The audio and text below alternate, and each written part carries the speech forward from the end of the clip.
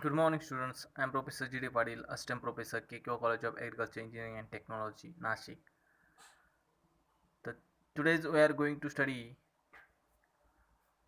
on planning, study of planning and layout of dairy buildings. Okay, when planning a new dairy barn, the size and location of the barn with relation to the entire farm, the fields, roads, drainage channels, prevailing winds, and landscaping are of importance and should be considered. Okay. The requirements of the dairy cows and calves should also be kept in view before any construction work is undertaken. The location of the fodder and fish storage buildings should be included in the plan. The milk staining, weighing, cooling, and cleaning of the milk utensils requires significant amount of labor, and therefore the location of well-planned milk house should be carefully chosen. Before a new dairy barn is planned, the future expansion of the business should also be considered. The size of herd is usually determined on the basis of the total quantity of fodder the farm is capable of producing annually.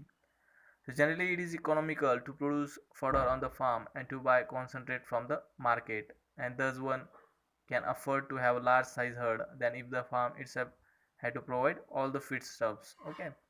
The dairy barn, when properly located, should have a good approach from the highways as well as from the farmhouse. The milk house is best located on a clean, well drained site near the barn, but separated from it by 6-meter long paved passage. It should face the road and be provided with doors fixed with the wire mesh to keep off the flies. Also, in tropical countries like India, it is better to have enclosed barns facing in east-west directions. The location of feed and fodder stores with respect to the barn should be planned so that the minimum time is spent in taking the supplies to the barn. Okay. Also, the topography of the barn site determines the drainage pattern required. Also, drainage should be diverted around the barn by proper grading of the surrounding land. Beside the natural rainwater means water used in grooming the cows.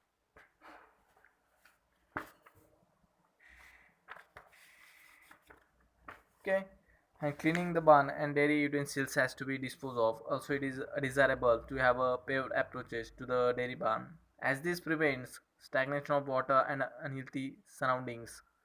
Under these conditions, if it is not possible to transport the cow dung from the barn daily, that is desirable to fence an area near the barn for storage of manure to be spread over the cropped area later. The types of dairy barns. There are three general types of barns: stanchion barn, loose housing barn with milking room, and third is open air barn. Okay, so this is the in a stanchion barn, the cows are housed and milked in the same building. It is also called the general purpose barn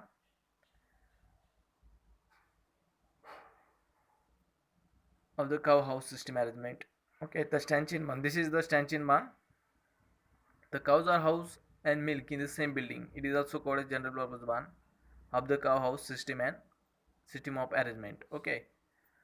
Then second is loose housing barn. Is one in which the cows are housed in a covered or partially covered yard, but they are milked in batches in special milking house called the milking parlor. This system is also called the milking house system. And third is open air barn.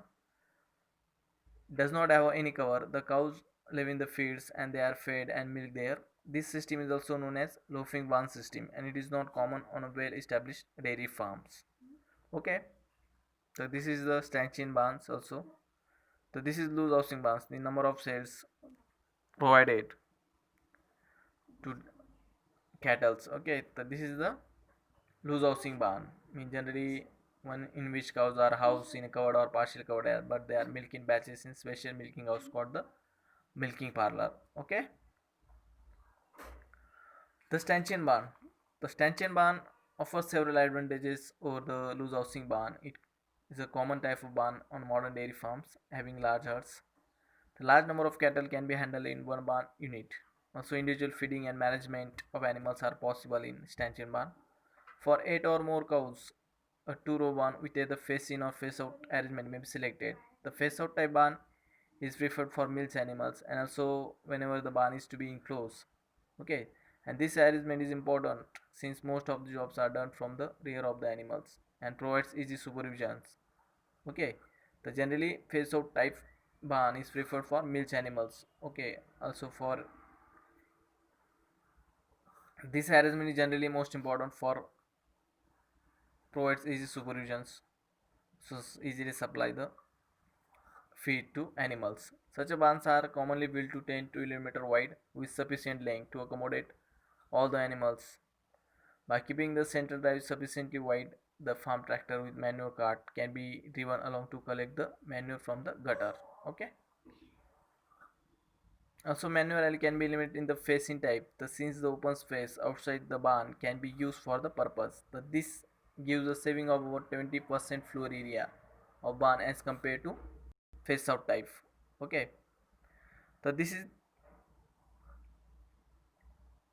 generally this is the face out type generally preferred for milch animals. Face out type stanchion barn. Such barns are commonly built to 10 to 11 meter wide with sufficient length to accommodate all the animals. Also, by keeping the central drive sufficiently wide, the farm tractor with manure cart can be driven along to collect the manure from the gutter. Okay.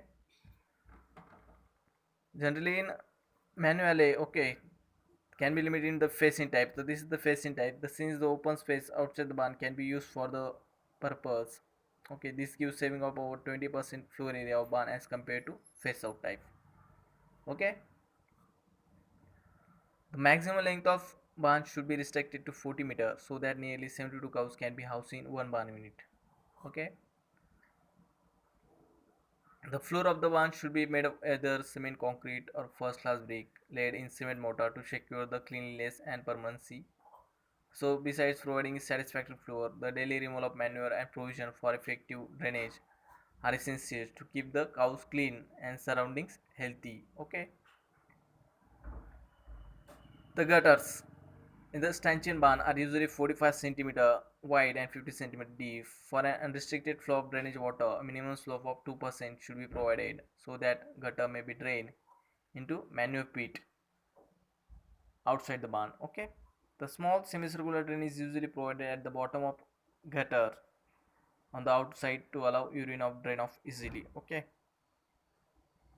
Generally, small semicircular drain is usually provided at the bottom of gutter on the outer side to allow urine to drain off easily.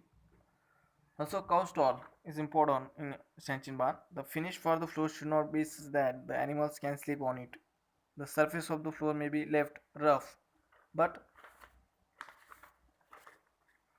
should not be accumulate water on it. Okay, while finishing the floor, it is desirable to get a non-slip surface by pressing with an expanded metal piece. The length of stall may be variable so as to accommodate cows of various length. Also, sufficient slope may be provided to allow the drainage of water into the gutter. Okay.